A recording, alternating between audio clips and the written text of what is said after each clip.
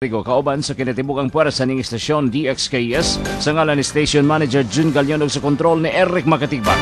Niyang unang hutong sa mga balitang inyong mabati sa tulumanon na Radyo Ronda sa Newswatch Morning Edition.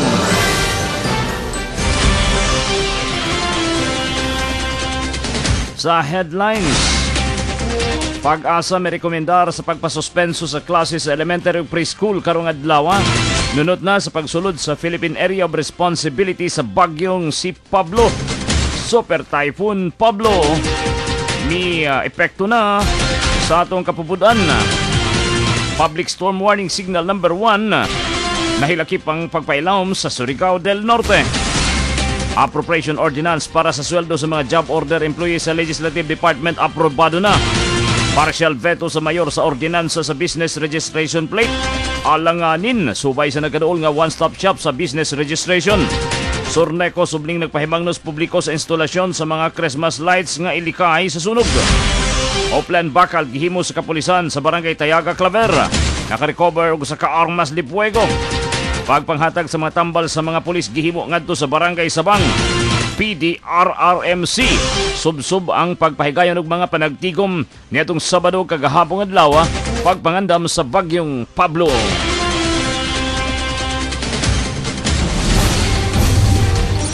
Alas 6:09 o karon sa detalye, nakasulod na sa Philippine Area of Responsibility ang bagyong si Pablo o tropical super typhoon. Kusog-kusog niya.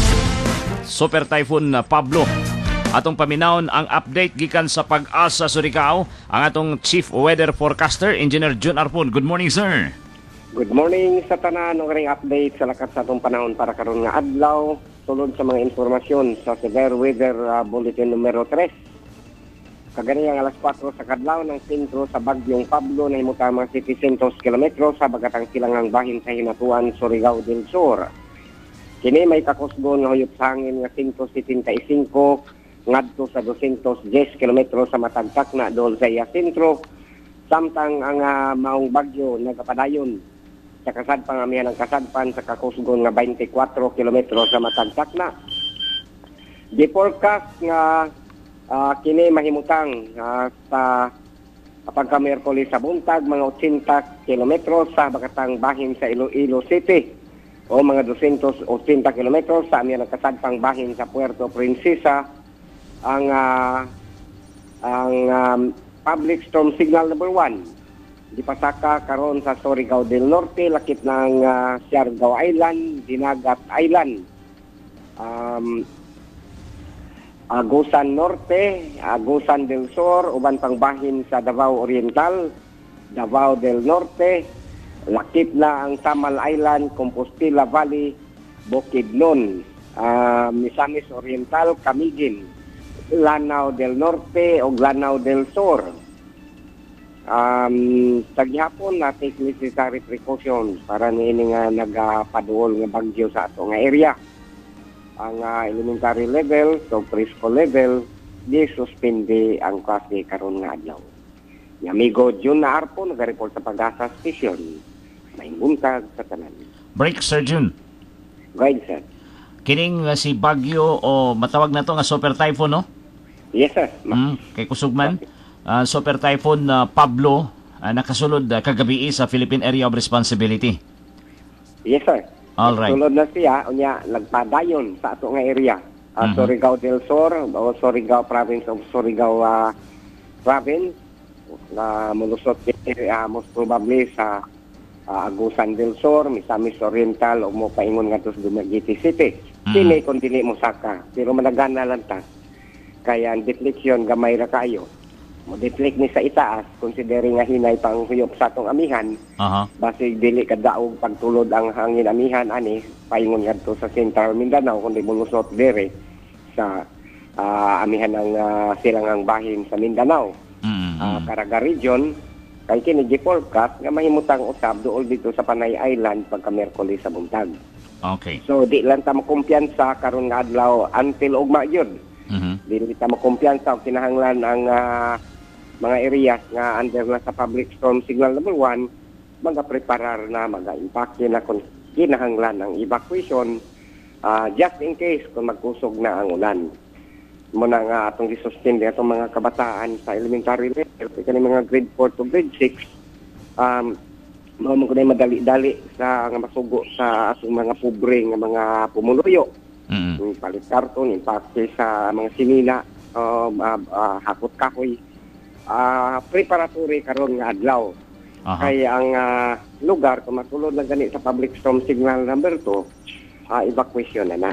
Do not evacuate kung public storm signal number 3 na, kaya na panahon. Okay. Signal number 1, Surigao del Norte. Kagahapon, sir, ang forecast 185 kilometers per hour ang yang gikusgon karon nihinay og nihinay og gamay. Ni-reduce og 10 kilometers per hour. 210 lang. Imbis na 220 yung maximum wind velocity ni uso mga bali Jess. So, 210 ang iya pinaka-maximum wind. Pero kusog gihapon ni sir kay 210 man. Kusog gihapon na. Ma-classify gihapon ng super typhoon. Kay ang usa ka bagyo mo sobra na gani sa 187 kph ang kakusgon, super typhoon na siya. Okay. Ang iyang mapa o track sa mapa sa inyong website sa Pag-asa, sir, ang linya na ara sa ubos sa Surigao City. So sa ito pa, di na mo agi din sa ato ang mata sa bagyo? South of Surigao City. So, ang mauna ang forecast sa south of Surigao City ang iya trajectory. Okay. Pero sa gihapon, dili gihapon kita makumpiyansa. Kaya kinigong bagyo usahay mo saka, usahay mo panaog, dili man straight ang pagbalhin ni ana. Na may usahay nga, ngadto siya sa Sinatuan area, southern portion sa atong nga syudad, silbi hitapsingan ta. Okay. Pero kusog-kusog gihapon ang ulan nga atong mangkon. Wa may ulan karon sir nga atong nasinati. Ang ulan nato dili kayo pakusog, gani na mituon man sa gabi kuan kana, bad precursory sign kana. Bad precursory sign? Approach sa usa ka super typhoon sa usa ka lugar is fair weather.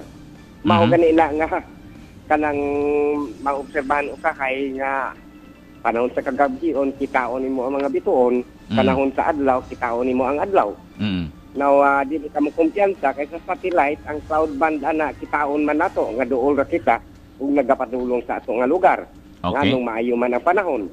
Dati sa bad sign sa usa ka lugar kay ang hinungdan ni ana mao ang divergent circulation sa approach sa usa ka super typhoon. So daghan na kuan ana put unaware kay di man magtuo mahinayak man og larga o biyahe o pangisda. Dili sila kabantay. Ang kadaghan pod sa napikaduhan ang kadtong naputol. Redayal palihog Reka sa linya ni Jun Arpon. May gala ang mata sa bagyo. Gibanabana base sa satellite o surface data kagay ng alas 4 sa kadlawon si Bagyong Pablo nahimutang 700 kilometros habagatang sidlakang bahin sa Hinatuan, Surigao del Sur kon 6.6 degrees north, 132.9 degrees east. O ang maximum sustained winds nga 175 kilometers per hour o gustiness up to 210 kilometers per hour. Nipaspas usab ang pagdagan ini sa direksyong west-northwest sa gikusgong 24 kilometros matagtak na. So gi-forecast nga ang Surigao del Sur o ang northern part sa Davao Oriental makasinati kini og stormy weather with rough to very rough seas kon balorong kadagatan. Northern Mindanao ubang bahin sa Caraga Region, Davao del Norte ubang bahin sa Davao Oriental, Compostela Valley, Eastern Visayas, Bohol, Camotes Island ug Siquijor. Makasinati daw og maulanon nga kahimtang sa panahon ug ang gusty winds kung hangin nga dala sa bagyong si Pablo with moderate to rough seas. Niya kita giisa karon sa public storm warning signal number 1 ang atong Pag-asa. Usa man tong gamit nimo kay na cellphone to? Cellular phone dahil si Junior phone. So na out of coverage, so posibleng nag low battery ang iyang cellphone. Wala na linya ang atong Pag-asa kanang landline. O nilisod kung walay landline ang Pag-asa. So gamit ang linya kagaina. Samtang ang PDRRMC kon Provincial Disaster Risk Reduction Management Council masubsob nga nagtigom kagahapon og niadtong adlawng Sabado. Sumala sa nasairan sa pagpangulo ni Attorney Premolito Plaza sa Provincial Disaster Risk Reduction Management Council.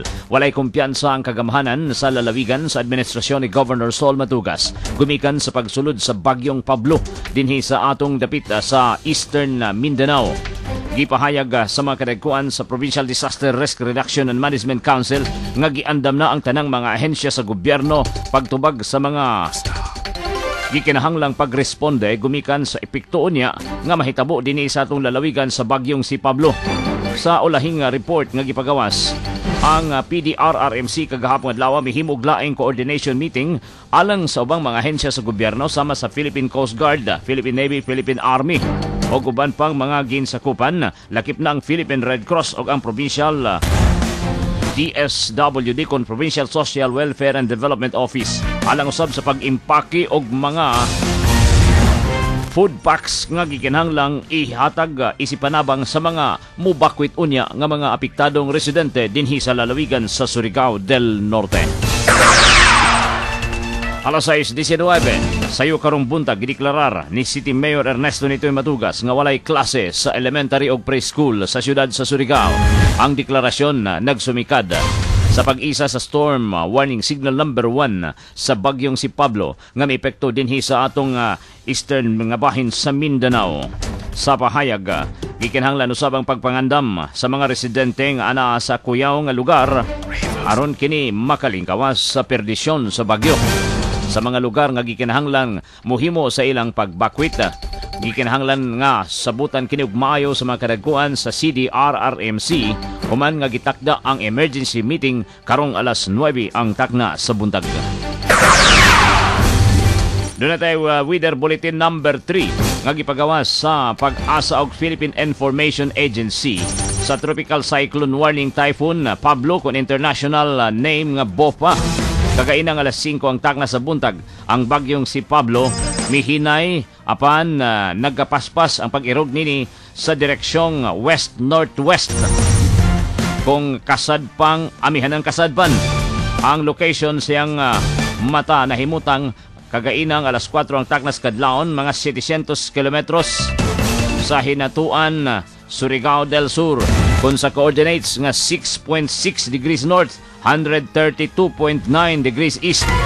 Adunay gikusgong huros hanging 175 kilometros matag oras adol sa sentro og paghapak pagidini sa paghuros ngadto sa 210 kilometros matag tagna. Ang forecast sa maong bagyo nagairog kini gikusgon nga 24 kilometros matag oras west-northwest ang direksyon. Gi-forecast nga Martes sa buntag ang bagyo anha kini mahimutang 175 kilometros sidlakang bahin sa hinatuan. Apan sa Miyerkules sa buntag, gi-forecast sa Pag-asa nga kini mahimutang 80 kilometros sa habagatang bahin sa Iloilo City. Huwebes sa buntag, gi-forecast usab nga kini anaa sa 280 kilometros amihanang kasadpan sa Puerto Princesa City. Signal number 2 giisa karon sa Surigao del Sur, northern part sa Davao Oriental. Samtang ang mga lugar nga ilawom sa signal number 1 mao kining musunod: Province of Siquijor, Bohol, Biliran, Camotes Island, Southern Leyte, Eastern Samar, Western Samar, Surigao del Norte, Siargao Island, Dinagat Island, Agusan del Norte, Agusan del Sur, ubang bahin sa Davao Oriental, Davao del Norte. Apil na ang Samal Island, Compostela Valley, Bukidnon, Misamis Occidental, Misamis Oriental, Camigen, Lanao del Norte, Lanao del Sur. Gibanabana usab nga ang pagbundak sa ulan ana sa sukod nga 20 to 30 millimeters per hour. Kon heavy intense rain ang classification nga gipagawa sa Pag-asa sulod sa 600 km diameter sa maong bagyo. Ang mga lumulupyo ning mga lugar labi na sa mga ubos nga bahin nga duol sa Kabaybayunan ug katong mga lugar nga delikado sa landslide ang gipaalerto. Ilabi na nga ang under sa Public Storm Warning Signal number 2, samtang ang Public Storm Warning Signal number 1 nga mga lugar gipaalerto usab sa posibleng epekto sa flash floods ug landslides. Sa mga lugar nga anaa kilid sa Kabaybayunan, ilabi na sa mapailawom sa storm warning signal number 2. Ang gialerto kini sa mga dagkong balod og storm surges gumikan sa maong bagyo. Ang mga fishing boats kun panagatan og ubang gagmayng sakyang pangdagat giawhagan kini sa dili pagpalaod sa eastern seaboard sa Visayas ug Mindanao. Alas 6:23 na.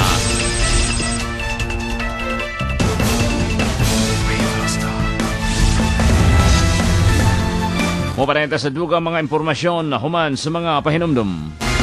Dear Angels, oras na para simulan ang first ever Colt 45 promo na lahat pwedeng manalo sa bawat crown. Ang Colt 45 Every Crown Panalo Promo. Pwedeng manalo ng 1 peso load with each Colt 45 crown. 45,000 pesos. At sa grand draw, 450,000 pesos.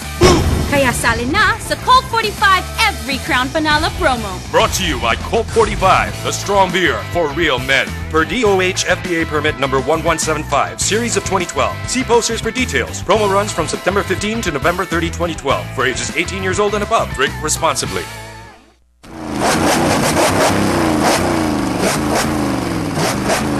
Mga higala, abli na karon dinhi sa Dakbayan ang pinakabago nga tindahan sa spare parts ug aksesoris sa inyong motorsiklo. Kini mao ang Kenzo Motorcycle Parts and Accessories.